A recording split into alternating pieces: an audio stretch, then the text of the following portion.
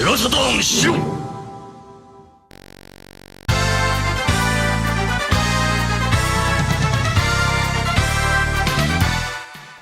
Happy Friday, everybody. SHIRO show. Happy Friday. How you guys doing? Welcome on in. Good. How are you? I'm doing great. Hey, I've got my. You're a I've got crowded on this couch. We're crowded on this couch. I know. It's a bit of a crowded couch. Yeah. Today we have our own Peter Malik. Yes. Peter from the Welcome, podcast Peter. and the website, and Awesome.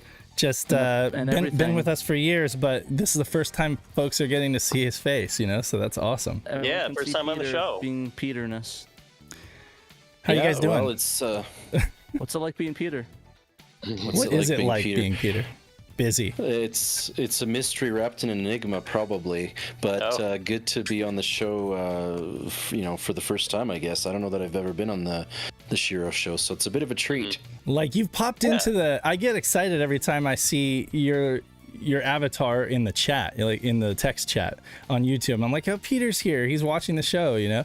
Because I don't think it really worked out with your job schedule like in the past, you know, like when we started this back in like 2021 or whatever, it wasn't really working out, and you know, but I mean, this is so it's awesome that you were able to join us, you know. So for folks who may not know, Peter does the Best of Saturn series. He wrote the magazine with me. He edits all the mainline podcasts and does the emceeing for that, and then of course he's just been on the podcast for years. But yeah, so that now folks can put a face with a name, and I mean, really, Peter's like a core member of the SHIRO team. Yeah. Exactly. And so it's kind of wild. This is the first time that you're actually been on the show, Peter. I know. Yeah, no, that's true, and you're right. It's just been scheduling issues. I don't know that live shows are, my cup of tea. Anyways, It's not something that I'm particularly fond of, I guess. But I think it's fun to be able to jump on, and I know that a bunch of folks with the Best of Saturn and the podcast and whatever have probably never seen me live. So here I am. Yeah. Yeah, I mean, hey, live streams are fun. We're sitting here with our 37 best friends talking some Saturn. So Exactly. And Exactly. talking bad about the other four on the couch. Yeah, That's what I said.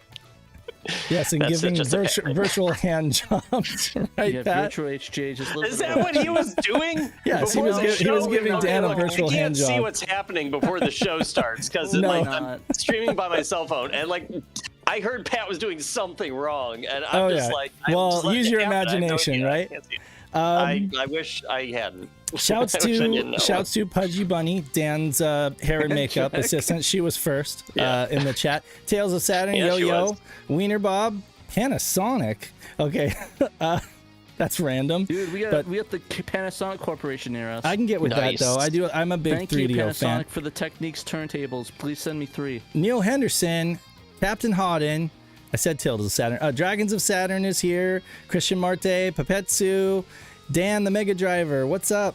Our own SHIRO. He's a SHIRO Dan, bro did now. a podcast with them. A lot of fun. Oh, I started listening to that. Really good. I was having fun listening to you guys. Analog Black Sheep. I thought normal people get bored by Warhammer like 5 seconds in. Right. Dude, you're spoiling it. Oh, did he already tease it? Okay, never mind. I thought that was a surprise. Paul Bort, Christian Marte, Papetsu. We just talked about Warhammer for like 5 minutes. Yeah, that's right. Analog Black Sheep. Who else do we got? Dan Track. Wait. Okay. Hey, I'm here. Hey, Hugh What do you know? Jazz. Hey, Hugh Jazz. Give me that Lee. Hugh Jazz. Toast with the most. Devout Craziness. I got Trevor. to shout out Max Geis. He said, I like your hat, Pat. Thank you. Nice. I made it myself. Martin Evans is Just here joking, I from didn't the make it. UK. It was brutal. It was Moose that did that Moose track. Yeah, Max I'd not make Geis. the hat. Eric, Sega Steve's here. Hey, hey Steve, how's it going? He got some great news today that's really interesting we can talk about. I'm excited. I'm excited. to talk to Chronolay, him Con about Artist is here. Bo Bales is here. Cerulean and Eddie G. That's everybody in the chat right now. 36 people. Can we get a thumbs up? Can we get a thumbs Get up? thumbs up. Give us some thumbs ups or thumbs down if you're critical about us. I don't. To Bjorn. I'm not going to judge. Either way, Hi thank to you for Bjorn. watching. Thank you for everybody, and watching, thank you to everybody. everybody listening on the podcast. Exactly. I'm gonna go pat my friend Dan on his back real quick. There we go. There you go. So Thanks, yeah, now Matt. that now that we got greetings out of the way, what have you guys been up to, Pat, this week? Aside from that podcast, that secret podcast. The secret podcast that's No not one knows about, what it's about. ham warming. Right. But no, yeah, no. I actually went to a store last weekend called Book Off. Have any of y'all heard about that store? Oh yeah. I've heard about it. Do you have one There's in none around Arizona? here. Yeah, they just opened Nice. one up in Arizona. That's awesome. Nice. They had a huge vinyl section, like Really? a huge vinyl section. Yeah. Nice. Book Off in Arizona, and I got some bangers for sure. The first one I got, actually, a lot of it, I think it's all just Billy Joel, but anyways, I'll show them off anyways. The first one I got Billy Joel's Glass House. Uh-huh. It's Japanese pressing of it. Looked really sweet. There's Billy Joel there. He's judging you. Okay.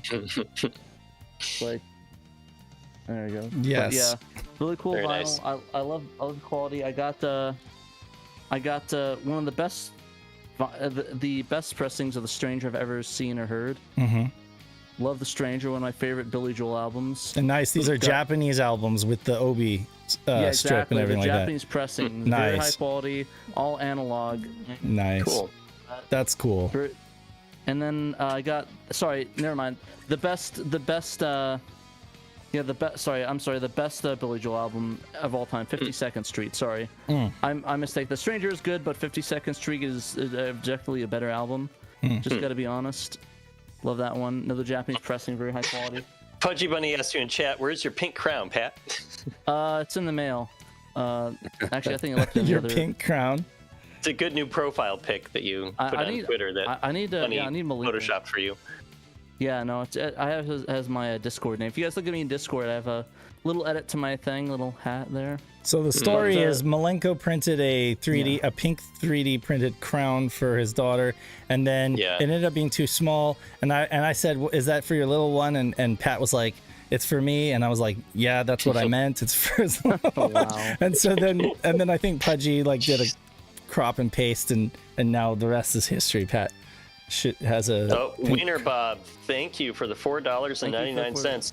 Budget or buttery? Gaming and only undies on a hot summer night. Oh, that's definitely buttery, my friend. I think it's both. buttery. It's Honestly, budget buttery and night. buttery. You don't have the budget for AC. The thing is, Yeah, the thing is that's that true. Arizona Point. though, it's not undies. It's wieners out in Arizona. Yeah. Oh my God. At a hot Okay. night. So many of his So questions don't are open like my door double. when I'm gaming. They're All I'm like saying. the answer is both budget and buttery. I would say because definitely you're definitely In getting the buttery. UK, it's budget, but in here it's buttery because we got AC, getting the nice AC running, going down your nice body. Okay, that's getting weird. Sorry about that, but I actually got one more vinyl record. Got "Let It Be" No. by the Hey, Boydles. Wow, nice. That's it. You know what? The, Fuck what did these you say? guys. The Never heard Ruttles? of it. I'm just joking. The Ruttles? The Ruttles, yeah, Yeah. the Ruttles. "Let It By." Let it by. Let It By, bye. Really good album. I love the Beatles. Yep. Best band of all time. But yeah, no, really cool. They knew? Yeah, no, I never heard of them. But no, go to Book Off and there's like Book Off. I went there, was amazing. They had all these like a whole wall of figurines used. It had like a huge video game section, huge vinyl section in the back. Like It is. It's amazing. It is. amazing. They even did they have any like Famicom carts and stuff? They did. They had a lot of Famicom Yeah. carts. Yeah, they have like the one there's one in San Diego, and I love going there. Even if I don't buy anything, I like to just look at everything. But usually I'll go there and pick up a couple CD based games, or they have Famicom carts, they have figurines, tons of manga. So I was thinking about getting like I want to try to find like the Tokyo Pop English Initial D manga.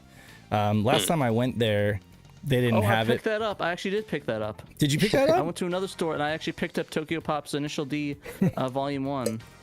Nice.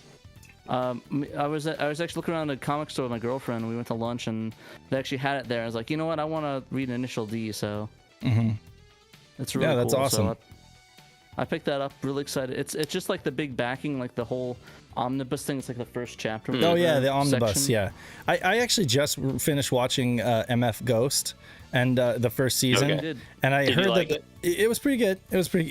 It's not Initial D. It's it's not as good as Initial own D, thing. Technically. but it is still good. It's worth watching. I'm looking forward to the second season, which I guess is coming in October. I think. Did you watch that on my account? Oh, I Did you watched that watch on your account. I totally watched that on your account. Well, now I'm at. Well, great.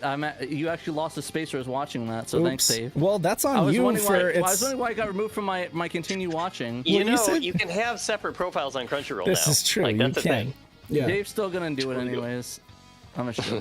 Why didn't you? I figured you already had finished it because you were talking to me about watching it like a year I ago. was halfway through it. Okay.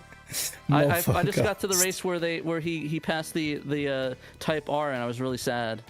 Oh, That okay. was sad. I love the Type R. You like the That's Type actually R. the car I wanted to get. 'Cause That yeah. I originally was gonna get, but I got the SI instead.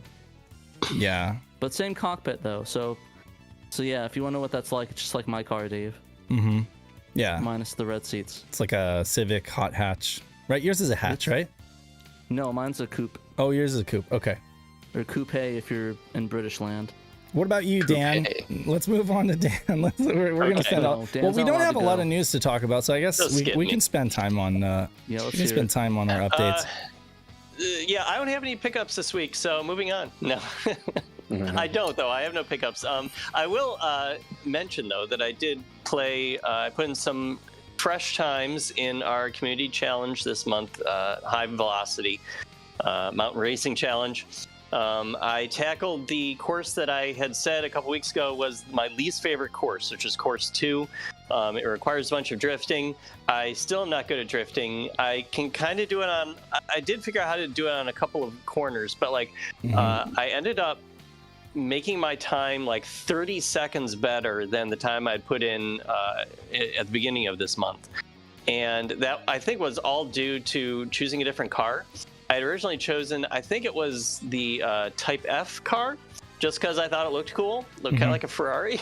Right. I thought it looked like just the coolest one. And it does matter which car you choose for each of the courses in that game. And so I instead tried the Type B car, and that also did not work out for me. So then I went on to the Type D car. I don't know why I kept skipping like A, C, and E, but whatever. I tried the D one, and that one really meshed with me on course B. And so I was actually able to like figure out how to drift on a couple of the corners and just sort of like let off the gas and just kind of cruise my way around. Also, I used a D-pad like a maniac instead of the 3D analog controller that I absolutely own, but just chose not to plug in. Right. I don't know. I kind of wanted to just. Probably the car of choice for you then. So Type at D, least for course Type D is like the 2, WRX, right? Subaru WRX, I think. Is it? Yeah, I it felt don't know. good. Is it the blue? It had like tighter turning, I think. Okay. Tighter corners. Yeah, Well, I you heard forget. others, people. No, you need if you really want to course get good at if you're gonna get good at Toge Race King, skip straight to the D. Oh, D is the Supra. There you go. So you're saying you had luck with the Supra. Wow, that's the that's the best car apparently, because Panda and I and Joe, Sega RPG fan, who's here in the comments, we were all working with Type B, which is basically the NSX, the Acura NSX, and then Sega Steve. So Sega Steve says that the Supra is Type E. That's what I thought. Type E. That's the Supra. So I think you had I think you like the WRX, which is like the Subaru. Yeah, I'm not sure. It could be like a simple WRX, or it could be like an STI. I guess they didn't have the STI The game back kind then. of like obfuscates. Like you can tell what the car is if you're a car guy and you just look at the way it's modeled. And they do have the actual names like in the code of the game if you poke around, but like it's not just like written out for you in the game. Car I guys didn't know they had an know NSX every in there. I single probably one of do that those. Yeah, you can tell. Oh, we're talking TK1 Sega RPG fan. I put in times for Toge 1 high velocity. Oh, So- okay. Yeah. Hot chocolate. TK1. Okay. Anyway. Yeah. Yeah. So what do you think, Dan? Do you like the first game or the second game better? I haven't really gotten to play the second game very much because I'm so horribly lazy that like when I sat down to actually do like the weekly challenge, which all the weekly challenges this month are in Toge 2, I found that I did not have it on my SD card because I have a really small SD card. It's only 32 gigabytes in my satiator. Oh, I got you. And, Okay. I kind of don't want to like. I've been reticent to get a bigger SD card for my satiator just because the satiator is picky about what kind of SD card you have, and if you have one that it doesn't agree with, then you get stuttering with like audio and video stuff in your Saturn games. And I found this 32 gigabyte nice SanDisk card that like just works beautifully with my ODE. So I've just stuck with it. But that's not a lot of room. It's enough room to have, a few dozen games, assuming they're not like all Phantasmophobia or Phantasmagoria and Panzer Dragoon Saga, like huge games. You don't have 12 copies of Phantasmagoria on your. No, I did have one, but I took it off so I could put 10 more games on there. But anyway, so it's not a very big card, so I have to keep like swapping games in and out. And I guess at some point I must have taken Toge 2 off or something, and it's not on there. And I was just too lazy to put it back on. So yeah, I was just like, all right, I'll try Toge 1. I gotcha. What? It's probably a good idea to do that. Just like make it like you don't like have all the options. Like I don't know what to play. You just have like a limited list, so you're limiting yourself. Yeah, I guess it has a benefit in that way. You know. So yeah, it's like okay. Toge 1 is incredibly fun with the racing wheel, which I mean I think makes it work. Which I don't own one. Yeah, you should, but it's not. I mean, you don't have to rush to get one, but I mean, I think you'd have a lot of fun. I just got a mission stick. I'm still catching up here. Well, it's funny because try it with the mission stick, and it's kind of fun that way. The steering wheel is not a peripheral that I would have told you need. Actually, it's been sitting on my shelf for months, but I mean, this game really kind of opened it up for me. In addition to a couple of other games, I know Joe, like Sega RPG fan, he kind of tries to give the steering wheel a go with any racing game just to see if it's good enough, but it tends to not be great on games like Sega Rally. It's kind of Sega Rally Daytona. It's kind of ham-fisted, doesn't really feel good. But on this game, it was just Toge 1. It was made for the steering wheel. With Toge 2, I think I don't know if folks prefer the wheel or if they prefer just like the 3D control pad, but they're like very different playing games from what I understand. And a lot of folks were not able to carry their skill set from 1 to 2. They were basically finding 2 to be very difficult. But what Double Dime told me is that 2 is very much, rewards tuning, I guess, tuning the car, working on the setup and stuff like that. So I'm definitely going to take his advice when I get some free time and try to get into Toge 2 with some tuning settings. But in the meantime, I think Toge 1 is just much more straightforward, fun game. You can play and have fun even without tuning your cars. You can use like the stock settings. And it works really well. Yeah, because in chat, they're talking about how Moose Track said Double Dime has been messing with cartooning in Toge 2 to some success. Mm-hmm. And Tales of Saturn said, I use the analog pad on Toge 2, works really well for me. Mm-hmm. So that's cool. I mean, there's still time, by the way, if people want to get in on this community challenge. Yeah, there's like a week left. Have some fun. Yeah, it's through July 31st, so that is this coming Wednesday. So yeah, by all means, hop in there and get some times. Just kind of join in the fun. Some times. Let's get those cars on the track and Joe get some says NSXs. Increasing the grip is what you need to do in Toge 2. Otherwise, it's just too easy to skid, So maybe they were going for like a more realistic model, a physics model or something like that. Because maybe. I definitely know what he means by that, though, for sure. Yeah. Like Akmal saying in chat, for me, I toned the Mazda in Toge 2, and it's very easy to play with the 3D controller. The game itself has a different drift mechanic, and having the right car balance makes a lot more difference. I trust him because he's a super fan of that game. Like he told me that was like his favorite racing racing game on the Saturn. So he probably knows what he's talking about. But yeah, no, that's great. So one more week of the community challenge. If you guys haven't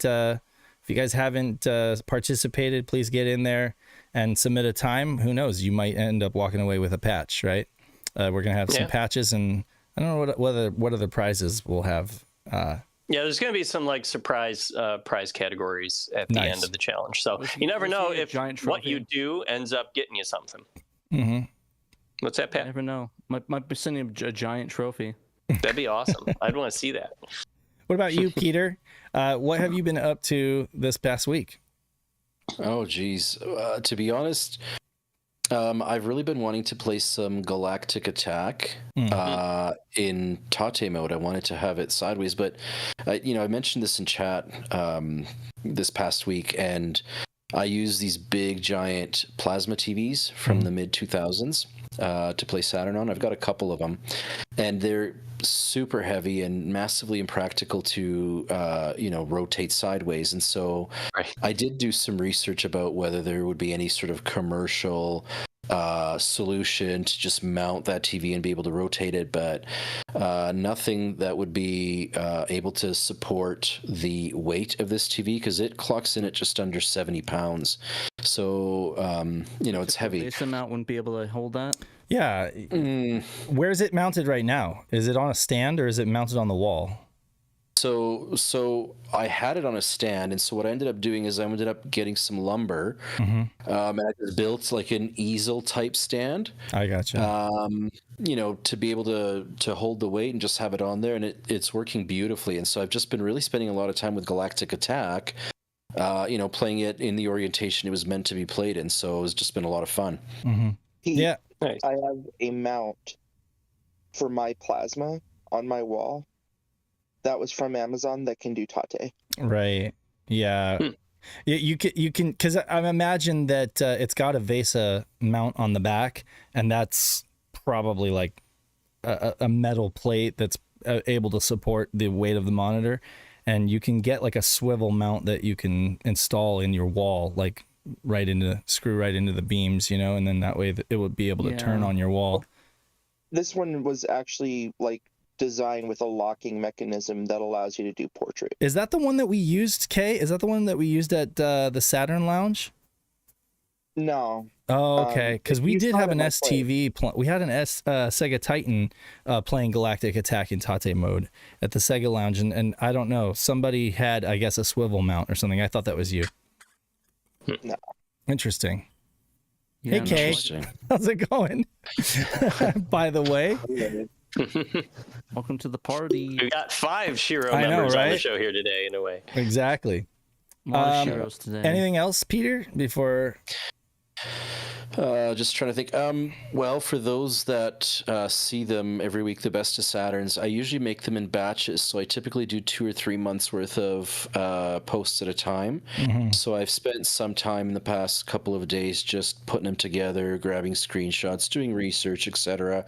That series is now 5 years running. So a lot of people sometimes say, well, this isn't Best of Saturn. Like, these are weirdo, obscure games. Like, where are the actual like big important games? Well, we covered those years and years ago, right? So now I'm really diving into some like the oddball games that no one's heard of. The one from this week was real obscure, and so it just takes that much more research, and oftentimes they're obscure Japanese titles, so there's very little on the internet in English anyways that you can find research wise. So spent a lot of time doing some research on the next, I don't know, dozen or so posts, and each time I do it, even I find games that to me are interesting and that I've not heard of before, and they're just a lot of fun. It's a fun way to explore the library.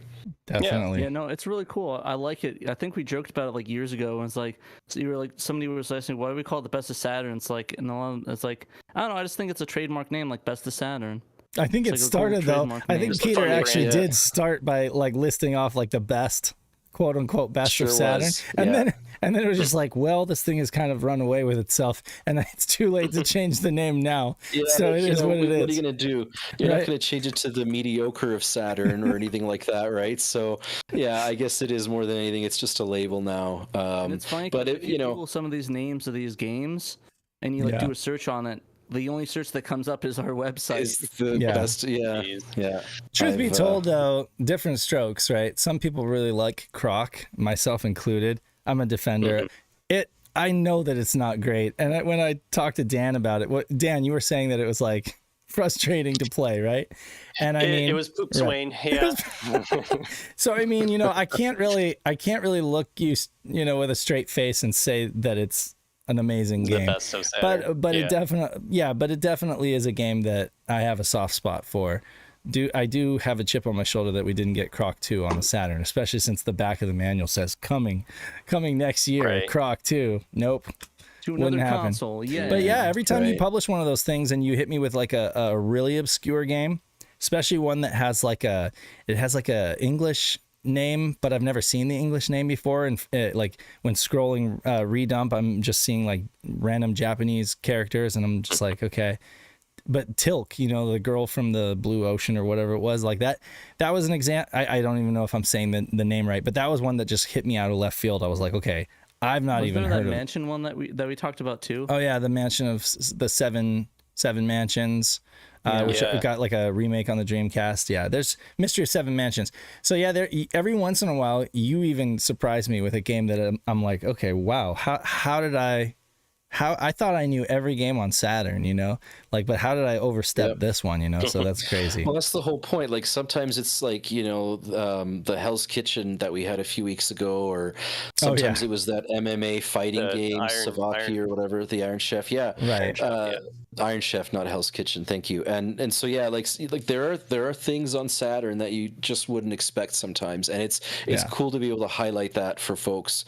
And yeah, sometimes it's going to be a game like Sega Rally or whatever, something super awesome, but sometimes it's going to be, you know, a weird card battling game or something. So yeah, it's really a mixed bag. To type R doozy. Yeah. That's gonna be the best one. That was an interesting bit of research. I had a hard time getting a date for what it's worth. So Yeah, Hey, it don't worry, is so did hard. I. Yeah. There's I think- only one choice that's valid in that game. You know who exactly who it is, Peter. the mythical whale man. Yeah, well, we'll leave that for In the the next same time. vein, you know, in the same, very much the same vein, Bo Bales is kind of going through, you know, just kind of digging through each Saturn game kind of as he goes along, you know, and sometimes somebody might toss a game his way that's like, you know, put this on the top of your list, you know, look at this. But for, you know, one way or another, he's going to get through every single one and kind of see what he can uncover that hasn't been uncovered from those games, you know. And again, it all started from like hacking Burning Rangers, you know, back in the day, and finding like all the little hidden features in those Sonic Team games. But I mean, now it's like he's uncovered secrets in some in some games even this past week that we're going to talk about on the show. But it's just funny that you know, I don't mean to talk sausage on the show, but maybe we should ask him if he would like to use our website if he wants to, you know, write up some of these things in more detail than just Twitter posts. Well, he does actually. He has a really great website and blog. Actually you can support him, which I highly recommend if you like to read and you like the technical stuff. He breaks it down on his blog, and you can actually support him. Gives you the code. I believe it's free to read, but there is an option to support him as well. So yeah, and if he does any patches or anything like that, he uploads those as well for folks to be able to play around with. So yeah, definitely. I mean, I wouldn't actually, that's a brilliant idea, Pat, would be to mirror it on our site. So remind me, but yeah, in our friends links on the menu, we should definitely put Bo's blog in there, because I didn't even think about that, but you're absolutely right. I think that'd be really cool just to, you know, see if he'd be down for that. That way we can have like just a we can do any shop that you anything you want on the shop or whatever. Right. As for myself, I did get a pickup. I didn't get a pickup. It is a car, but it is not a pickup truck. But it is a car. This past week, dad joke, I picked up a Toyota Highlander. I'm really happy with it. It's super boring, but it's super dependable, and hopefully I'll be able to. It's manual, right? It is. It is not. No, it is a big honking automatic transmission. It's a V6, but it's got like 50,000 miles on it. It's a 2010 with 50,000 miles on it. Wait, what the heck? That's right. Yeah. So I was looking for a new car, right? I was looking for a much newer car. But then I found this one, and it is just mint. So little old lady bought it as a certified pre-owned. She drove it. I looked at the Carfax. She drove it like 2,000 miles a year or less. During the pandemic, she drove it like 500 miles a year, and she smogged it like every year. And so, yeah, it is. The interior is immaculate. It's like an SE, so it's got like a bunch of different options, and all the interior, there's not a scratch on it. It's got like a bunch of leg room. It's got additional seating in the back and stuff like that. And it's a total dad car. But it's great. Like it I could probably, I'm hearing like some folks can drive those things like 400,000 miles, with those proper Japanese maintenance. cars, like Honda, Toyotas, you can just like put 500,000 miles on there. I see some Civics with 1 million miles on them. Yeah, you probably get. The car will Civics. rust away before the engine The dies. Civic is just gonna start up no matter what, right? My wife has a Civic, and that thing is an '09, and we've just been driving that forever. My son will probably drive it when he is old enough to drive. But yeah, no, I mean, it's a beautiful car, and I was just like, yeah, I'm gonna get this one. I don't care if it's a 2010. Everything on it is great. I took it to the mechanic, and he's like, this is a unicorn. You need to buy this now because these just don't exist. Every Highlander I was looking at that was like a 2017 or newer had like 150,000 miles on it. So anyway, yeah. So and that's true. Dragons of Saturn says there can only be one. Honestly, I would probably like, and the best things you'd probably just get like stuff that like the mounting things and get like the Apple CarPlay in it that way. Like, it has Bluetooth. Get, like, it has Bluetooth. Nice. So I just play music with my phone and it works perfectly fine. It has a backup camera. It's got a bunch of bells and whistles, but it's not connected to the internet. So I'm like, does it still have a CD player? It has a changer, like it has a 5 or 6 disc changer. Oh, nice. Those are perfect. And it's got and it's got a little screen. Yeah. So it's got a little screen with a like backup camera and everything like that. It's just older, you know. But Scott is very disappointed that you didn't buy a Saturn. I didn't buy a Saturn. That's true. I mean, yeah. They don't them anymore though. Yeah, they don't. But I did see at the I got rid of my car around, you know, the Forester. In the same kind of deal, and I saw they had a Celica on the lot. They had a Toyota Celica. It was a red Celica, and I was just thinking, oh man, if I didn't have kids, honey, right. honey, I know we went for a Toyota Highlander, need a third car. Yeah, but I kind of need to get it and get a paint job on it. So seriously, I don't know. One of these days, right? You know, like you'll when the kids eventually. move out, I'll get my Type R. Yeah, I'm gonna get a project car one of these years. One of these days. I mean, probably won't be a rotary. Probably will be like a Honda, like a CRX. My brother-in-law used to have this sweet teal colored CRX, super low to the ground, just like it was a dream to work on, super easy to work on, and it's a beautiful little car. But it was so light. It was so lightweight that you could put like a cold air intake, maybe a turbo in there, and you'd be able to like break off Porsches on the freeway, you know, because the car is so light, you know. But yeah, we'll need to, if you ever move out here, we'll get a project car. We'll do like a little car project together. Yeah, I would love to. Too light, yeah. That's huge ads that I'm talking about, and he's like too light because I think it kind of did a couple spins on the freeway. Jeez. Yeah, Alan actually said Honda Integra. Those are cool. The only thing though is that they're so pricey in the United States right now. Like, I guess people call it to the Acura Integras, and just so expensive. Maybe like the Prologues. Prologues are kind of cool. The Honda Prologues. The Prelude? Nice project cars. Prelude. Sorry, Prelude. A Prologue. I was like, Prologue, sorry. You're thinking of Prologue. Sega Steve's Saturn Prologue. Yeah, no. The Prelude. Yeah. The Prelude's really good. Yeah. Oh, I love the Prelude. Like a 92 or 90 mid 90s Prelude. Those things are 95 dual overhead cam. Yeah. That's like Del Sol. They became the Del Sol, right? Those... Didn't the Prelude kind of become the Del Sol? I said Del Sol, yeah. It was I don't really know about that. Or but the CRX. The CRX became the Del Sol. Ah, that's what it was.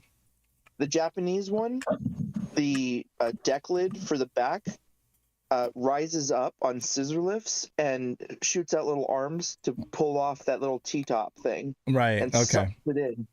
Yeah. And there's video of a Del Sol smoking a Lambo. Oh yeah, I believe it. I mean, I had like I wouldn't have believed it, but I had a friend who in high school who had a Civic, like a Civic hatchback, EG, and he I don't know, he did a bunch of modifications to that thing, but there was like a twin turbo in there, and he took us on the freeway and we smoked like several I wouldn't call them supercars, but like, you know, like Porsche 911. I guess that is a supercar. Yeah, we smoked a bunch of people on the freeway. That was Eric, yeah. And that thing was so fast for what it was, because they're really light cars and those engines are super dependable. But if you put a turbo in them... Roomy. Oh, yeah. I've actually owned 2 of them. Yeah. And I don't need to drive it from the rear. This week on Car Talk, no, but seriously, one day when I have an empty garage that I can work on a car, it'll happen. It'll happen. We got two people in here driving manual, and you get everybody on that manual train. Oh yeah, you get that going. Yeah, it's cars these days are not very exciting. Let's be honest. I mean, they get really good gas mileage. And they've got your Type R is the exception, not the rule. Oh yeah, his Mustang. Kay's Mustang. I'm just talking about cars in general. I just wish my head didn't hit the back of it. Yeah, and if you want a really nice car that performs really well, you're looking at a high cost of ownership to fix it. But with these cars like your Civic and stuff like that, it's a pretty good deal. Anyway, do we have some Saturn news to talk about this week? I didn't even realize, but I guess we have we do have the website pulled up behind us. Padres? Oh, that's right. Yeah, the Padres. Dylan Cease got a no-hitter against the Nats. Yeah. And we have, believe it or not, we have a bit crazy. of a beef going on with the Nationals, so I kind of felt vindicated. Yeah, their dude Winker, or what, I forget his first name, but there was a fight that broke out at the beginning of, I got a fly buzzing around my head. Yeah, the last series that we played against the Nats, there was like a fight that broke out before the game even started. And it was like they were at each other's throats, and then Schilt got ejected from the game. And it was not pretty. And then we ended up winning that game with a couple of home runs. But this time Cease got a no-hitter, and it's the second in Padres history. Joe Musgrove did it back in 2001, and that was the first time in Padres. I think we talked about that once too. Like we talked might have. About how, yeah, because they almost had a no-hitter like maybe a year or two ago or a couple of years ago. It was close, but it was like barely there. But like I think that was kind of funny. Yeah, like no-hitters almost happen all the time, but it's like almost. You get into the seventh or eighth inning, and then they blow it. Somehow they give up a run or something like that. But or the manager will decide to pull somebody, because they've just had too many pitches, even though they're currently no-hitting someone. Like there's a rookie in Pittsburgh that happened to. He's a rookie. He was no-hitting a team. Yeah. And he was like going in the seventh inning, but he was at like 95 pitches. The manager pulled him, which is just like a crime. Like let the dude go out there and make history. Absolutely. Like, are you kidding me? They did Did he do that purposely for that reason, or is there like a reason? Yeah, he just pulled it because he's a rookie and he doesn't want to spend his arm, and he doesn't want him to get hurt. He said in the press conference he didn't want to hurt him. They almost did the same thing with Cease. Like Schilt, he was like going to pull Cease from the game, but he was throwing like 100 miles an hour, right? And he'd already thrown like 90 pitches, right? And he was still throwing 100 miles an hour. So he looked over to Joe Musgrove, the only other guy who's thrown a no-hitter, and who's on the injured list right now, actually. And he's like, "What do you think?" Like, why are you asking this other guy? Like, you're the manager. Just let him pitch if he's doing, But I thought that was funny that he had to like ask the other guy who pitched no hitter. Of course, the other guy's gonna say, "Don't take this away from him." I can, But anyway, so yeah. No, it's cool. That's why I have my I've got my Padres Hawaiian shirt for Friday, Casual Friday, and I've got my hat. I'm the super fan right now. Yeah, I'm just wearing my Diamondbacks hat. It's kind of hard to see, but it has the Diamondbacks colors, the red and teal colors. Mm-hmm. So try to keep that symmetry. Yeah. Honestly, ironically enough, they're about equal now. Like right now, the Diamondbacks and Padres are about like the same win rate. Yeah, we're both like hovering around 500. Like, we need to be doing a lot better if we're going to go to the postseason, but I'm not sure it's going to happen. I never expect Diamondbacks to make it past anything decent. Yeah, I hear you. If you have disappointment in your team, you'll never be disappointed. Isn't that right, Dan? Yeah, I would know something about that, being a Cleveland sports fan. Well, I mean, Cleveland, you're having a year then, because they're actually doing really well. They are having a good year, yeah. And really, if the Guardians make the playoffs this year, that means all three of Cleveland's sports teams will have consecutively made the playoffs, because the Browns made the playoffs, in their most recent season last year, and then the Cavs, of course, made the playoffs and won a series a few months ago. So that would be cool. I don't know the last time that happened, when all three of the teams got to the postseason in the same 20 or 12 month period. So that would be cool. We'll see. They've been kind of scuffing along here the last couple of weeks. The bats have gone silent, so that's a little scary, but hopefully they'll figure it out. Yeah, as you can tell, we have a lot to talk about Saturn news-wise, since we spent so many time talking about all these various topics. We have a lot of curious, Saturn though, what did you guys end up covering? Did you cover the real sound, Kaze No Regret? We covered everything to the podcast release. It's this then. This is it. We got Peter's Best of Saturn, and then we've got the article that Dan wrote up right before the show. Yeah, well, and like I said, I gave you a couple of links that we could maybe discuss. Yeah, absolutely. A little bit. Other little Saturn bits and bobs that we didn't write up on the site. We did have an announcement though. We actually hit 5,000 subs on YouTube. Oh, nice. Like, did we were we? sitting at like 4.9. Oh, yeah, we have. Like a week, a little bit less than a week. Oh wow! And like it just hit 5,000 when I just checked this morning. Pat myself Well, on the back. thank you to everybody for subscribing. I had no idea. Thank you. Thank you everybody for supporting us. Yeah. I think Dan posted a thing on that. Dan the Mega Driver posted a thing on Yeah, he said, "Hey, they're so I knew close. he said we like, were get 'em over." close. Yeah, I knew he said we were Yeah. close. Yeah, and like being the fact that we're not a traditional YouTube channel that like creates regular content that we pump out at a regular click, I would every say day. that. Yeah, I would say that it's been a very slow build to get to that 5,000, but it's been great. I mean, it's still like a huge milestone for us. So that's great. Yeah. And of course, thank you again. the community is the best part of SHIRO, as I always say. So the fact that we've got the same like loyal watchers and listeners every week, and even new folks coming to the show and being excited about it. It's always good to see new faces, but I'm always glad to see a lot of the same faces too that have been with us since the beginning. So it's awesome. Exactly. Thank you everybody. Got Frog Bowl saying 5,000 real Sega fans. fans, right? Yeah. Brackets organic 5,000. Yeah. Yeah. That's Right. right. No bots. Thanks, Frog. Appreciate it.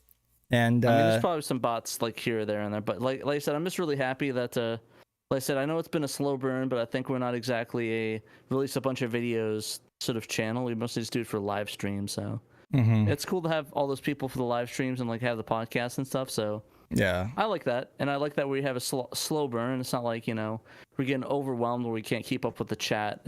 That's the thing I'm worried about. I don't want it to be like we go from 5,000 to like 100,000 plus overnight, and then we don't like talk to anybody in the chat. There's a lot of people that do that, and it's like I'd rather have that small number build up and sort of be able to sustain it in batches. Yeah, I guarantee you we won't be 100K overnight. I think it took Sega Lord X like a while to get to 100K. But I mean, and I mean, he's doing like regular videos that are like, evergreen They're really content. They're really good. Yeah. And I mean, of course, the Sega guys too. They did it in a very quick amount of time, but they're pumping out really, really good content that's like evergreen. And so my hat's off to them. Yeah. Hats off, literally. I'll My take hat. off. Well, I would, but my headphones are on. Anyway, so Peter, I'm curious about this game. This is another. Hey, you're actually here. You can talk about your best of Saturn. I know, on the show. I have to say again, I'm humbled to admit that I'm not familiar with this one. So go ahead, take it away. How do I say this game? How do I say the name? Yeah, how do you say it? I mean, I guess you'd read it as Text Thoth Ludo, I suppose, right? But it's essentially a card game, like a board game and card game sort of fused together. You see a lot of that. That's like another genre that, completely didn't exist in North America. You had your dating sims, you had visual novels, you had card games. That was another big... Is this like in the vein of like Coldcept? Or... Kind of, yeah, sort of. So it's sort of like Ludo where, so you've got a central square somewhere on the board that you're trying to get to. Instead of having a dice like you would in a normal, like physical board game, you have these tarot cards. And you can pick which of your tarot cards you want to play. If they have a number on them, you'll advance that many spaces, right? And you can't pass the square you're trying to get to. You have to land on it exactly.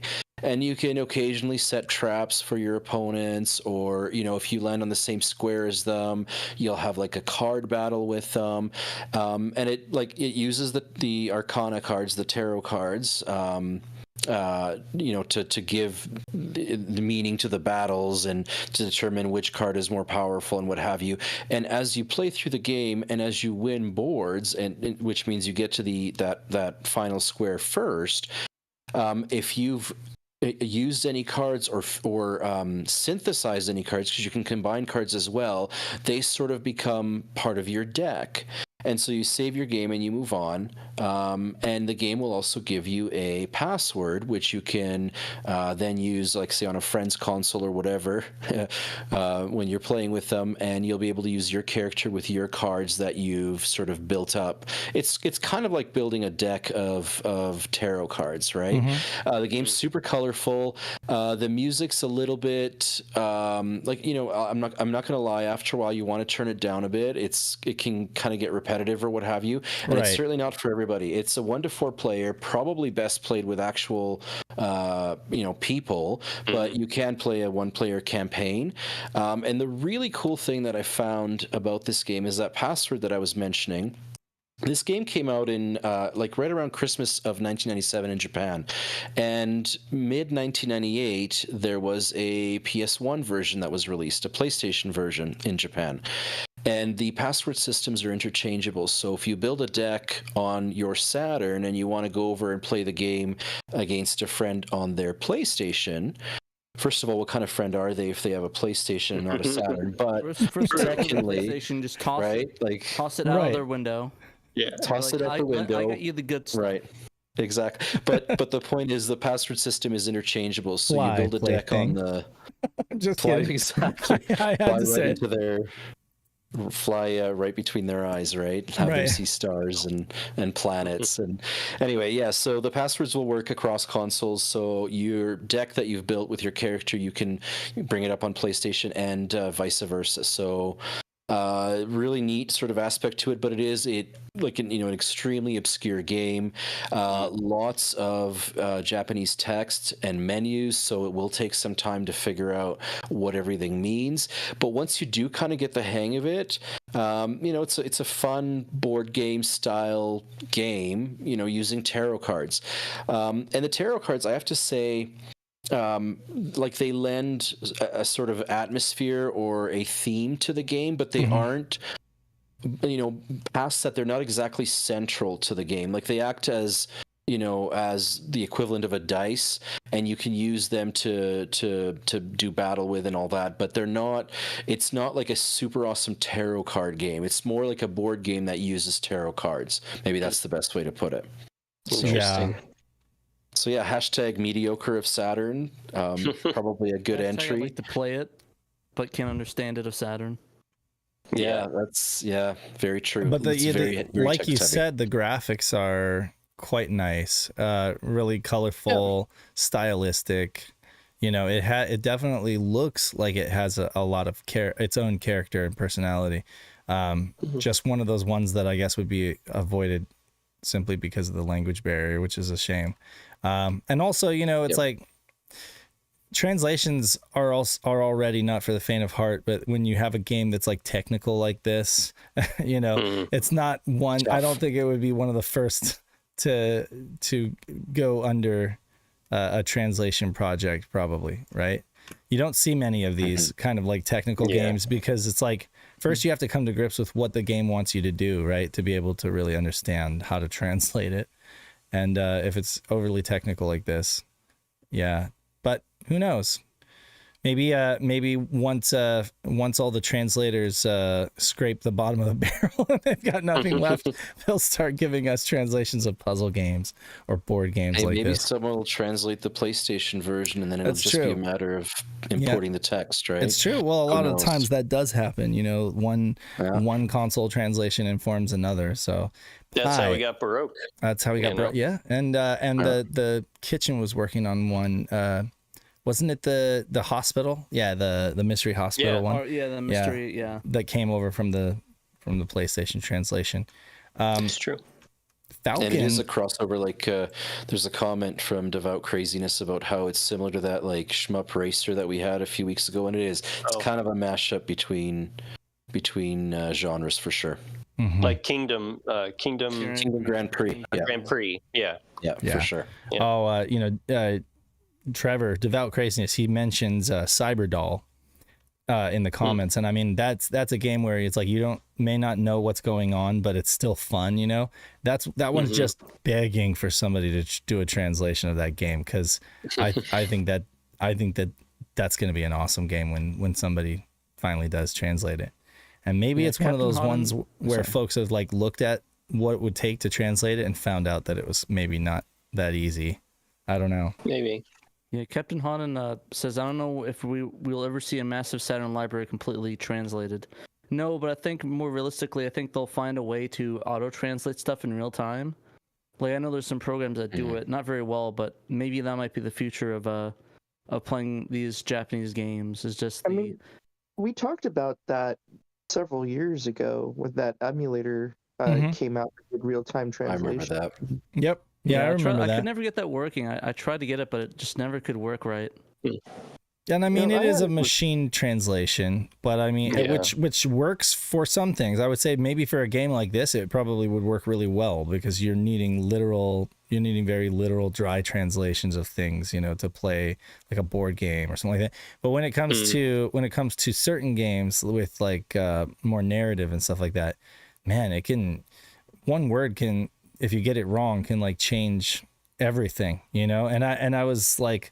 And also a lot of those machine translations, if they're actually doing character recognition, sometimes they even might misrecognize a character, and that changes the entire meaning of the sentence. You're like, wait, what? This doesn't make sense.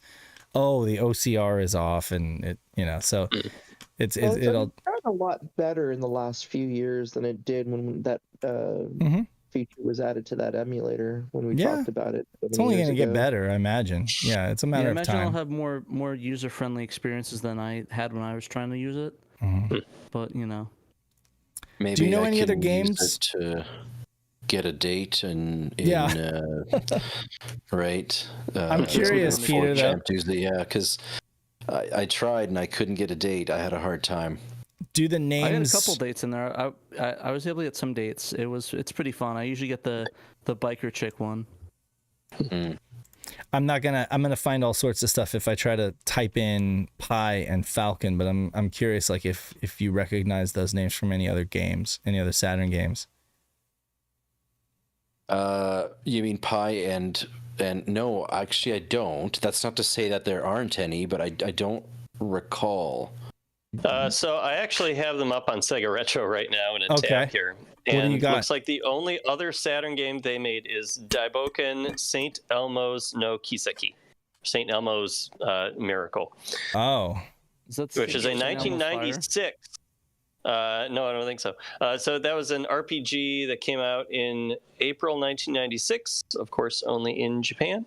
It's a simulation RPG, so I wonder if that means it's like a tactical RPG. I'm not sure. yeah, I So remember. that's- So I vaguely remember that one having kind of like photo, having like pictures of real people in it, and it being one of those. Oh, Maybe really? maybe I could be totally wrong, but yeah, that's one that I've looked at before. The St. Elmo's game. I forget what it was. Again, lots of Japanese. Too much for me to be And able as to far make as heads or tails of it. As far as the publisher Falcon, they also only worked on one other game and another Japanese exclusive called Minton Keibu no Sosa File Dokeshi Satsujin Jiken. There you go. That which sounds like a was- Red Label game. Okay. It was not. It was Green Label. Came out in October 1997. Hmm. And that was an adventure game, which is a remake of an old PC game called Dokeshi Satsujin Jiken. Interesting. So, yeah, very obscure. off We're in the obscure territory So here. Pi That's is a the Saturn. Here we come. Pi is the developer, and then Falcon is the publisher. Is that it? No, sorry, I actually got that. So I got that reversed. Sega Retro says that Pi was both the developer and the publisher. Falcon was I guess a co-developer of this game. Okay. Yeah, that's what I've you got had too. those. You had those. Like Nanatsu Kaze no Shima has like 5. Enix is one of them, but there's like Givro, Buddy Zoo, 2-5. Like there's like 5 or 6 different developers, and I guess that makes sense when you have a game that's so big like that with so much artwork, and then there's music, and then maybe they outsource like different parts of the game. You know, yeah. So that's interesting. You know, you'd see the same thing on games like Dragon's Dream, where it was like CRI, Fujitsu, Nifty Surf, like everybody kind of giving their part to make it work. You know. moving right along. Go ahead. I was going to say, fun fact that I mentioned to you guys before the show is that I don't know why they spelled this game. I guess we're calling it Texthoth Ludo. I don't know why they spelled it that way in English on the one spine of the game's case, because on the other spine they have it in Japanese, and the way that is pronounced is Textoto Ludo. So Textoto is not Texthoth. Like, you wouldn't spell that in English the way they did. Oh, yeah, Textoto. So did they? Was it like a clerical error printed on the? Because it could be. I don't think so, because they also spelled it that way on the title screen, right? The title screen is very elaborate art, so they just they just thought that's how it's supposed to be spelled in English. I don't know. It's weird. Linkle Liver story. Linkle Liver versus Wrinkle River, right? Right. Yeah, they just got it wrong. Yeah. Maybe, I don't know. Well, I don't know. Like, that's the thing, is that nobody knows what it could really mean. Yeah. You have to go back and ask them. And even then they may not remember. Next up we have Shining Force 3 translation patch version 25. Yep. Perhaps. And hey, happy 20th anniversary to this patch, by the way. To this patch.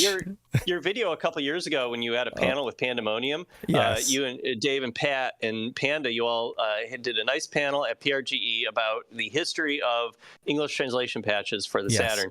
And in that, you had said that the very first patch for Shining Force 3 came out in January of 2004, just over 20 years ago. So the first amazing patch, that they're still working on it. The first patch came out, and then you have to imagine they were working on it like long before that, right? You know, to be able to release the patch in 2004. So yeah, it's crazy how long this game has been worked on. Of course, 4 games, because you've got scenarios 1, 2, 3, and the premium disc. Yeah. No, it's insane. Like it's almost old enough to drink. I know. This patch. If Night of Dragon is around, he could probably hop in chat and speak on this. Well, he's in the text chat on YouTube, and I'm just reading what he said. So yeah, I started in November 2004. Did we get it wrong on our panel then? Anything's possible. I think we did, because I think when he watched it, he corrected. There was a slight correction. The point is, 2004. It's old, it's been around for a long time, and Knight had a big hand in it, but there's also several other people that have worked on it as well, and Knight's basically the project's programmer. Continue to work on it. Yeah. I know that I'm not sure Knight is Knight still working on it right now, or has he passed it on to the folks that are? I think he still works on it. He actually made a cool edit that patch screen for me too. I'll see if I can send it in the chat. Oh yeah, look at that. Would you like to patch Shining Force 3.1? It was. Yeah, it was funny, because I saw that, and I was like jokingly, I quoted it's like, would you like to get some bitches on your dick? And then I think a couple hours later, I just get sent an image, and it's just him saying that, and I just laughed for a good 5 minutes. Yeah, he hacked into it. Oh my god! Hacked his own translation patch. Thank you, Knight, for giving me some nice laughs. That was really funny. Now, Peter, I know, Peter, this is one of your favorite games on the Saturn, right? Oh yeah, this is. I mean, the folks that continue to work on this patch are like heroes to the community, for me anyway. I saw another comment in the YouTube chat here. I did the same thing. Initially, before there was a patch, I would print off the translations. And I would have just these huge thick binders of just printed script, and I would go through the Japanese game and just follow through the printed script before the patches were available. So I know this has been cooking for such a long time, and it's amazing. Every time there's an iteration that comes out and there's more improvements and more cool things that have been done and made available, it's awesome. It's such an awesome Saturn experience that to see so much care and love being poured into it is amazing. I just love it. How many times have you played through the game with this? I mean, I'm sure you played it originally. You played the original one that we got, which was the story was all kind of, it was incomplete. The end of it was. But how many times have you played this patch, in various iterations? Do you know? Oh, dozens. Like, I mean, Wow. Oh my gosh. you know, Wow. like lots. Yeah, and it's fun. I mean, it's at the point now where there are editors where you can go in and, like, you know, edit some of the character stats or make this, you know, change this aspect or that aspect. But just in terms of the translation, yeah, I've done it. I couldn't even tell you how many times. And each and every time it's a little bit different because there's some changes to the patch, right? I mean, I remember like way back when the patch was quite new, there was a crash at the end of one of the first battles of Scenario 3, and the way you had to work around it is you had to kind of save just before the battle, you know, then you'd switch to your Japanese disc, your legitimate disc, play through that section, and then load back in with the patch disc. So there have been so many sort of changes and improvements throughout the years. So I really appreciate, you know, Knight and everybody else who has, you know, like I said, poured so much time and effort into it. It is not, you know, like there are people, I'm sure, that have never said a word that have enjoyed these games and have really you know, just been super grateful that they can just play the whole story in English as it was sort of initially written out. Yeah. I also see, like, on Reddit and stuff, like, people talking about that are saying, "Oh, hey, I love playing the Shining Force translations and stuff like that." So I still see it all over the place. So it's really cool that, you know, people can enjoy these translations and, like, enjoy this translation that's been around for 20 years. And it's funny that Peter sort of played on something that Knight worked on without even realizing it. I'm halfway. Something. Oh, go ahead. Now I was Dan. going to say the big update, aside from various little fixes and that sort of thing, the big change with this particular version of the patch is that it adds modularity to all of the fixes and options and whatnot. The way that Night of Dragon, I guess, made the patch wizard work is that now you have all these options listed, and you can check off what things you want to get changed about each of the Shining Force games. So if you want to add in mods, it's basically mod support additionally. So and they did release some mods alongside, but not with the patch. I've got a link to that too in my story, as well as it's also in the bottom of the post on the translation team's page about this. But that pack of mods allows you to do things like helper things, like making you get XP faster, or giving you special items sooner, or making people become your soulmate when you hit 100% affinity with them. It also can do things like change the first game to having Japanese voices during battles, which the team says was a heavily requested feature. So yeah, you have a lot of different cool things now at your disposal that you can add in or not add in easily with the patcher. Is there like a chef special you know, like a checkbox where you can just like take it as what you want, like if you don't know and you're going into this blind and you're just like, I just want to play the definitive version of the game, is there like a checkbox that's like, give me all the fixins, you know, or something like that, you know? I'm not sure, because I actually have not given it a whirle myself, so I don't know. I'm right in the middle of 2.3, I think, and I hadn't applied 2.4. And now that 2.5 is out, I'm thinking like I should be able to patch my image and continue with my save. It should be fine. I would think. Yeah. But yeah, so like I'm like halfway through the first game. Default setup has no mods. Okay, all right. So it's just default. Okay, cool.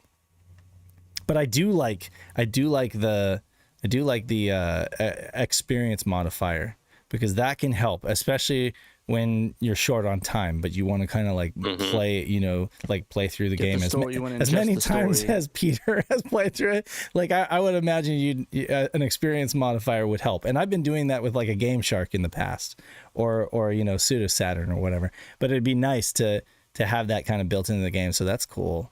Definitely, this is absolutely one that I'm going to be taking a look at soon. So this is great. And it's not that they're still plugging away. I doubt that it'll be the last, right? You know, because it's just it's the patch that's never done. It's just always being. Was saying in chat, like, you know, there's so many more things that they want to do with this. They're massive games, and so there's always new things, new little bugs they're finding, or little bits of text that they can, improve upon. Right. So, yeah, they cool if they can make like a fan version of it, or like a scenario 4 or something like that. Like a scenario, like a modded one. That'd be kind of cool. Yeah. Absolutely. What else do we want to talk about before we wrap the show? I know we wanted to. I'm afraid to turn you guys into black squares if I try to do something with the browser, but I'll try. I know. So Bo was digging into Dragon's Dream, correct? And and we covered found this quite a bit on the show, or quite a bit on the SHIRO channel. Like I think it was our autoplay video for like a long time. Oh right. Oh, yeah, you're talking about like the video, exactly. The Dragon's Dream one that Dave did, like, was it 4 years ago or so? I'm curious, like what it was. It just I don't know if Bo's still watching, and if you can comment on this. What brought Dragon's Dream to the top of the pile?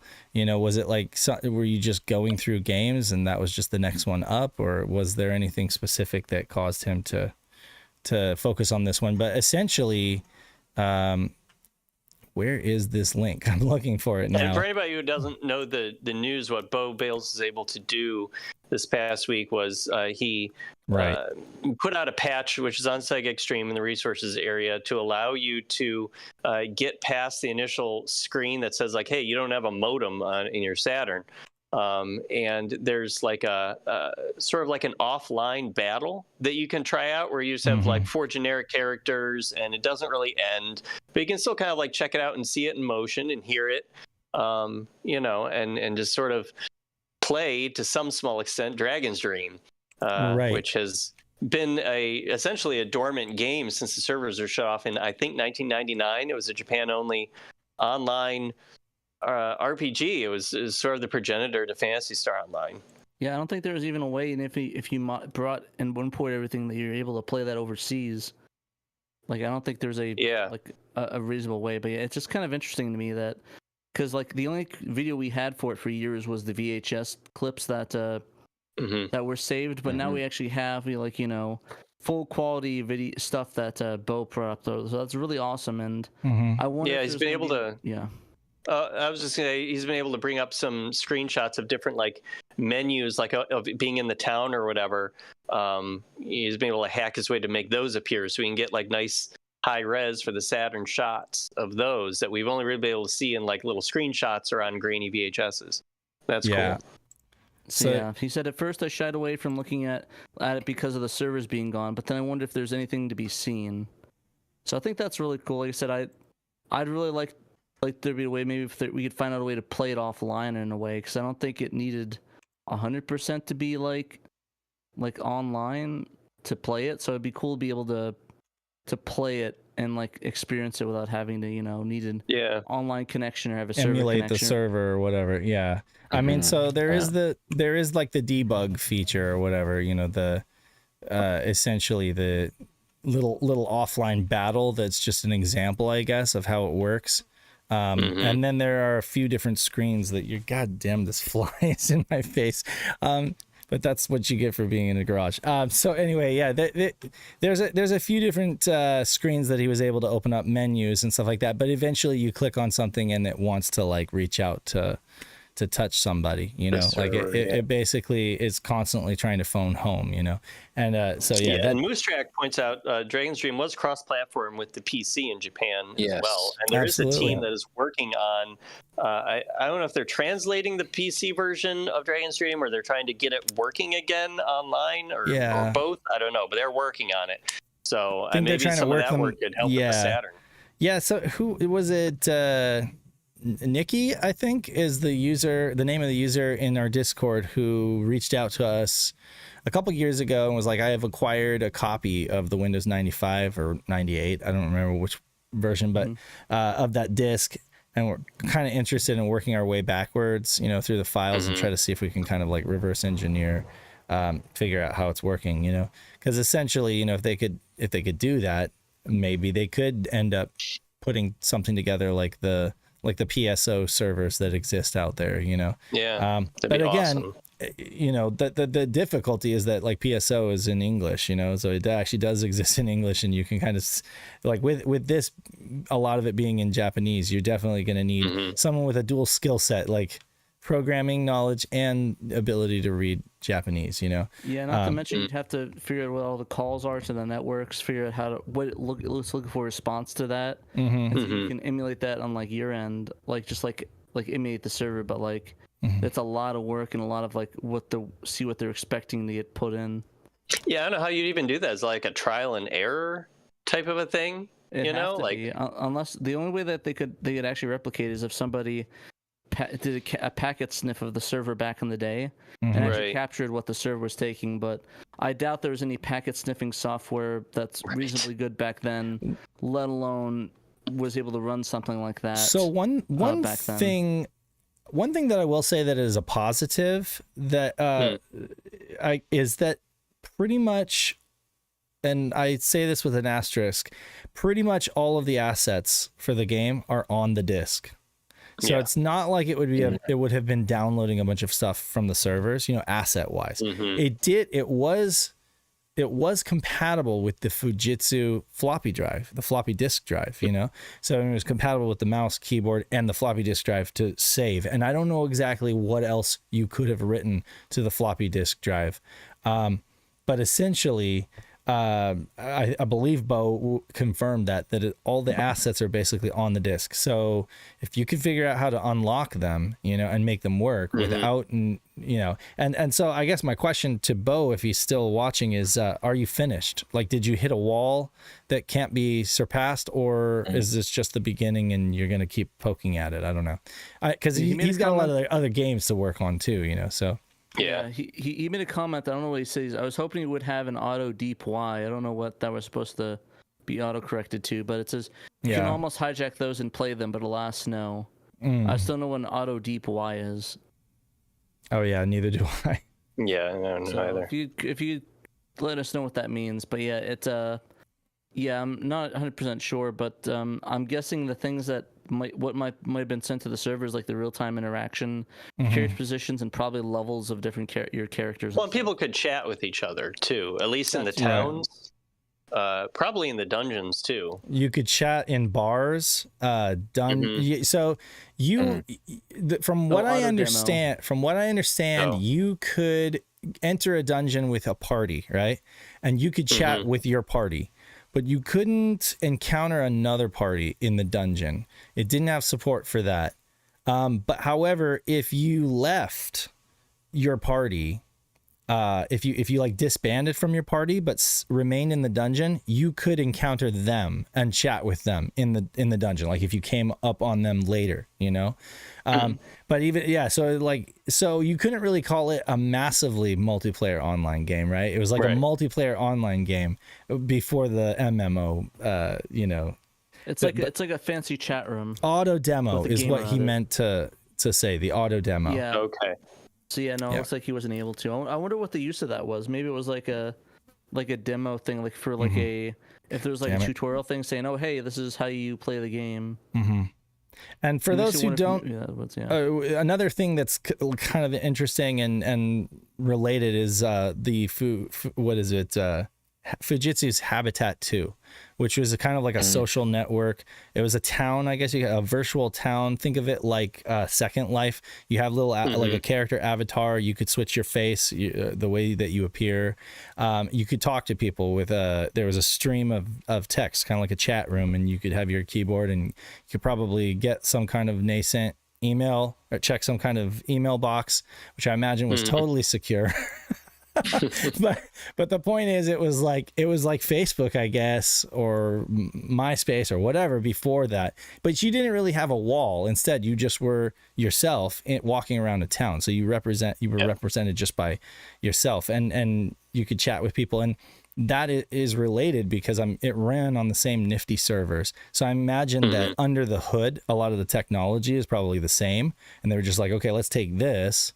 And it's the disc that a lot of folks will get with their modems, their Japanese X-band modems. If they get one, they'll recognize that Habitat 2 disc is like basically like a social network on the Saturn all the way back in 96 or 97. But yeah, so Dragon's Dream was kind of built on that. And I'm kind of wondering if he digs into Habitat too. Well, he says in chat, I'm going to keep grinding on getting past the network calls to see if I can do the wander around town parts. That would be super cool. Yeah, that'd be rad. Because there's different towns too. You know, like there's the demon town, and then there's like a water world or whatever, and there's different towns. Yeah, it's really interesting. It'd be cool if there'd be a way that he gets around that. Maybe we can implement our own network calls. So maybe there's going to be a way to, you know, put our own network in there, so like they did for the the other X-Band games. Star. Oh yeah, the other X-Band games. Yeah. So that'd be kind of cool.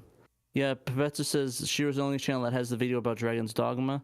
Yeah, it's not really that popular, and then he just gives us big thumbs up for that. You gotta thank Dave for that. He put that video together. Dragon's Dogma?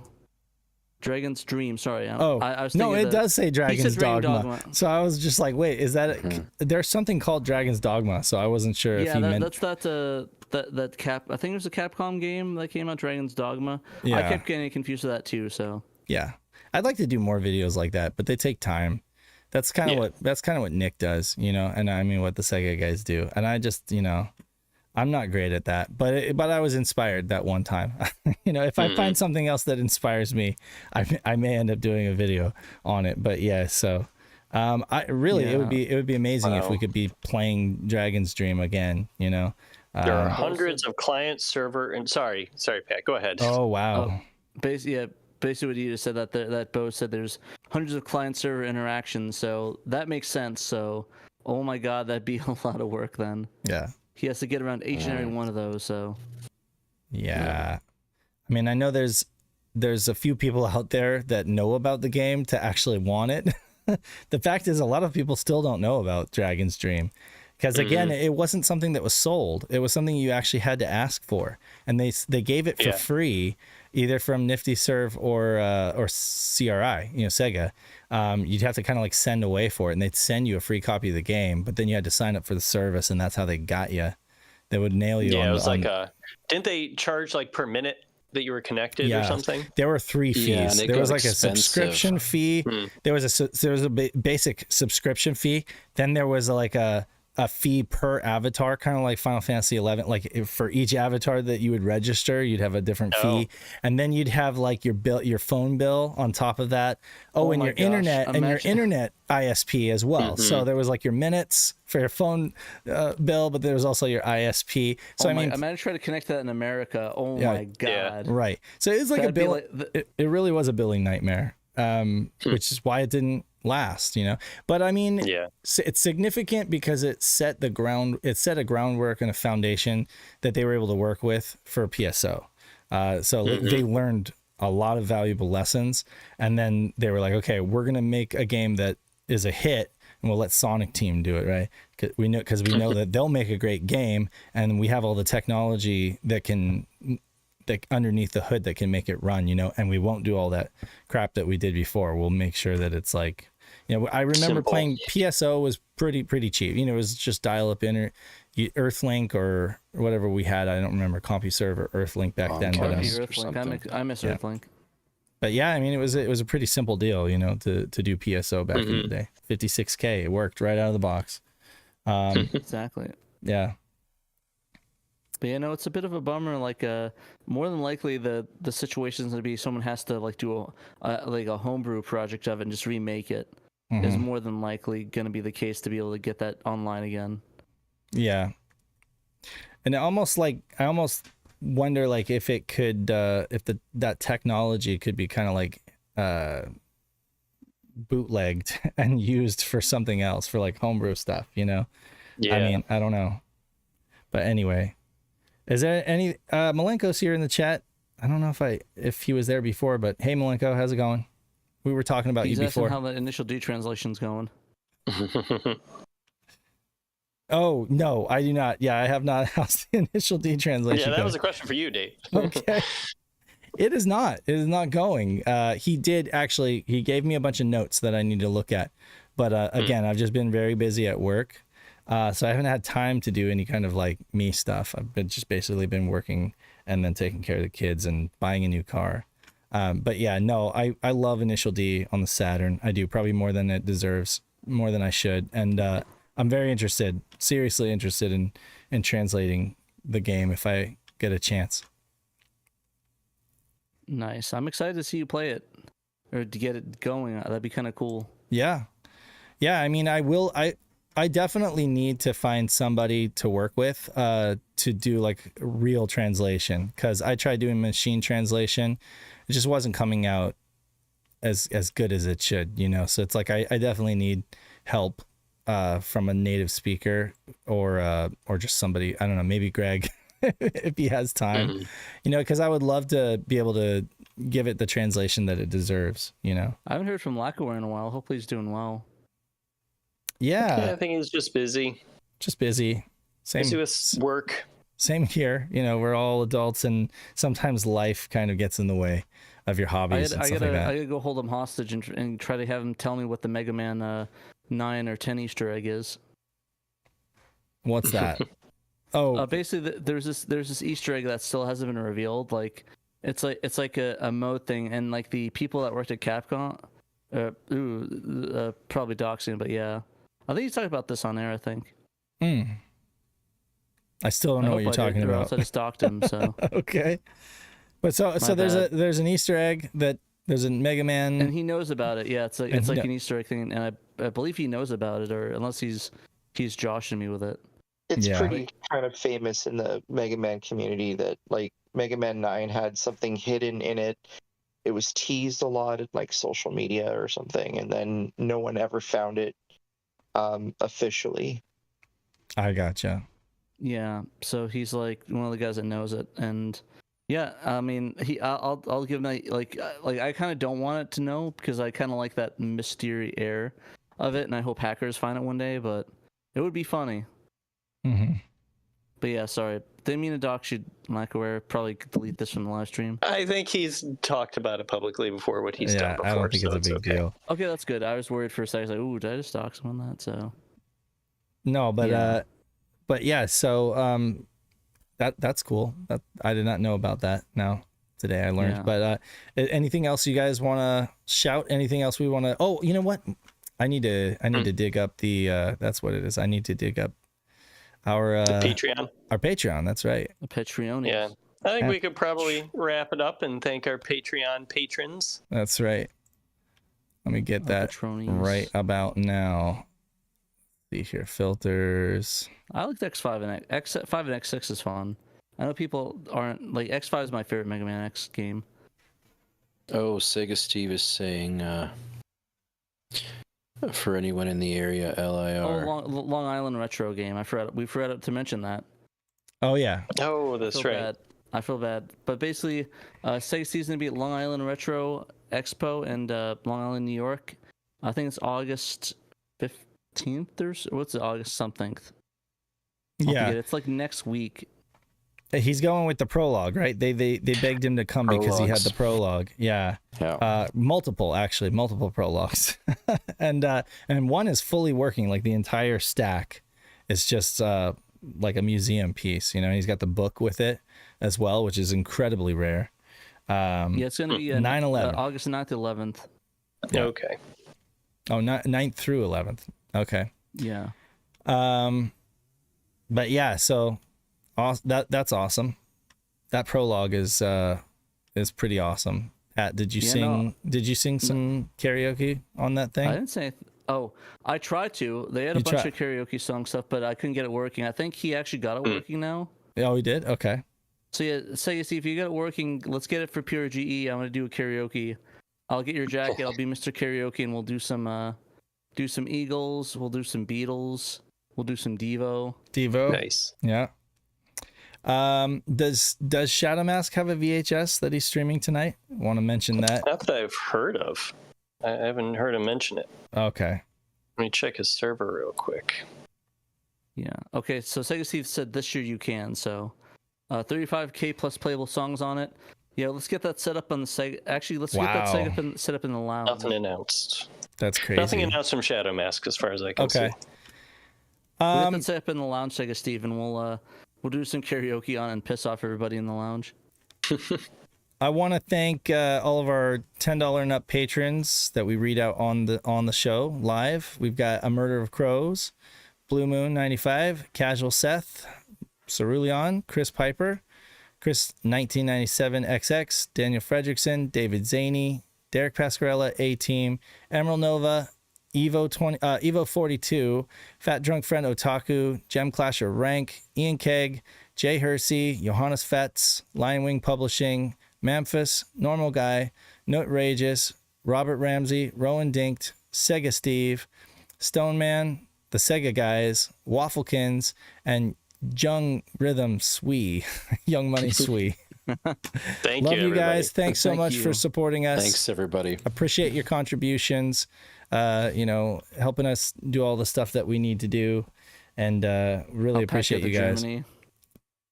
To everybody, yeah, exactly. You guys sent you're sending Pat to Germany. Sprechen Sie Deutsche, baby. And Yeah, ich kann. And what else? I mean, to all those who support us at the lower levels, your band. No, I'm just kidding. No, we love you guys too, and your support means a lot to us as well. If you want your name read out, Patreons. if you want your name read out loud, it's the $10 and up. But you get access at the lower level, right? They get the insider access. Yeah, three and up, you get the insider access, the early patches when they get released for that. Mm-hmm. Early videos, early videos, early podcasts. Pandemoniums, early Sega Guys, and Pandemonium videos. Mm-hmm. And not everybody can really manage that in their budget, and I get it. So, like, for those of you who can't, just as I always say, I'm a broken record, but just come be a part of our Discord. Click the link in the description, join our Discord. If you don't know what Discord is, it's a awesome way to communicate, and it's kind of the central part of our community, what keeps our community together and allows us to do all these cool tournaments and conversations and all sorts of stuff. We're in Discord right now streaming live, so that's how we're all coming together here over video. So yeah, download the Discord app, come be a part of our Discord community, and we'll have some fun. We'll have some Saturn related good clean fun. It might not be clean though because of Pat, but it's okay. We'll have fun either way. Speaking of not clean, Feet Pick's going to be at the $100 and level Patreon now. I'm sure. Boy, it's a new tier. Yes, the Exciting up tier. here. It's called the Feet tier. only feet Jeez. with Pat. Piggies. That's To everyone piggies. who said, "Oh, Peter, be on more often" or whatever. I'm not going to be on the show very often at all, but you will catch me in Discord. So another reason to join, I guess. Mhm. Right? There you go. Yeah. Well, hopefully you're back everyone's again corner, soon, Peter. This was nice having you. Yeah, I hope it works out at some point in the future. Just let us know. You can drop Maybe in on once us. in a while, yeah. Not much of a live guy, like I said. I'm best prepackaged, but you never know. Might drop on once in a while. Well, speaking of your package, no, I'm just kidding. Speaking, Oh my God. Speaking of the prepackaged, Some joke. he said it. Okay, so speaking of prepackaged, can we expect anything from the mainline podcast anytime soon? I think that there are some things that are cooking. Yes, let's just leave it at Nice. that. We'll leave it at that. I'm We'll leave excited. it at that. I can't wait. I did. There was a show that I pitched. I don't know if we'll get to do it, but it's the golfer.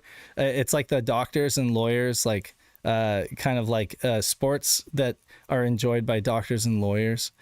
So you got like billiards and golf and tennis. Are we and going to talk stuff. about Neo Turd Masters as well? Neo Turd Master? Dude, why do you got to go so hard on that game? I love that game. You do it just to make me mad. But yeah, no. Oh, and bowling too. So you got your white collar sports on the Saturn. We need to do and fishing. Fishing. Mm-hmm. Yeah. So that's the one I want to do. I actually think there's quite a few low key sleeper hits on the Saturn that are actually pretty good. Best of Saturn. Yeah, right. Best of Saturn. Coming. Right. Yeah, So, best I of think- Saturn for sure. We'll get our Fats, Minnesota Fats on. Nice. Okay. Anyway, without further ado, or I don't know what I'm saying, this has been Saturn Dave, Thanks for watching Peter, the show, everybody. Danthrax, and Trainico reminding you that you must play Sega You must Saturn. play Sega Saturn. Gotta And do it. We'll catch you next time. See ya. Later. Bye, everyone.